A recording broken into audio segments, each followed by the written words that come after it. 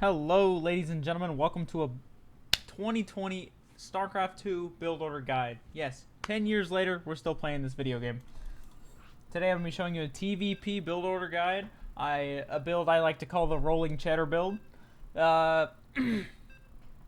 It's best if used in series. I wouldn't suggest using it on the same guy twice, even on ladder. It's very hard to make work multiple times.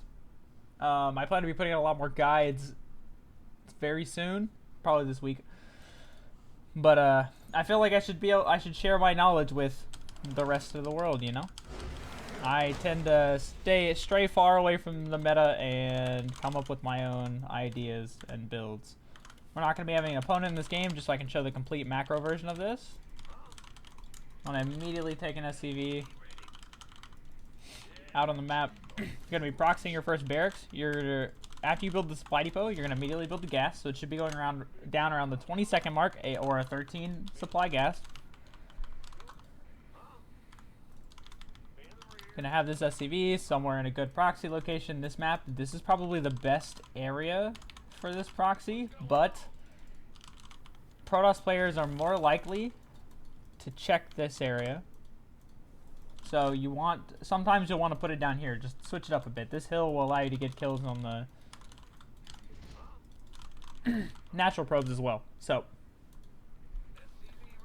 the goal with this build is going to be, when you're proxying a barracks off of so few SCVs and so early, the first Reaper is going to get out about 10 to 15 seconds, give or take, before their first defensive unit. And if they proxy, this is also a good build because it's going to be even later. Your Reaper is going to be allowed to have time to do even more damage.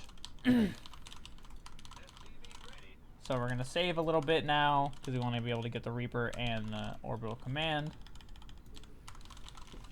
It's on the way. So we're almost have enough money for our factory. You can vary the SCVs one or two to get the second gas. It depends on how fast you want your follow-up to be. The more all-in version, you get the gas quicker when you have 15 SCVs, and a less all-in version would be 16 or 17. We're gonna get a factory here. Gonna rehotkey my production. You're gonna make 2 Reapers total. So this first one gonna go in, and the first Reaper should almost guaranteed get 2 probes. No matter what, as long as you're paying attention. It's not like you have that much else to do. But back at home, we're going to put our second factory down as well. We're going to rally this SCV to go ahead and build our depot. Start a new one. Just say there's an opponent here, you know. Okay, and you're going to want to try to get out. Keep the Reaper alive as much as you can. And the second Reaper coming out will allow you to kite adepts, as well as 3 volley probes, so it only takes 3 rounds of hits to kill them. And the goal with the second Reaper now will be to keep them both alive.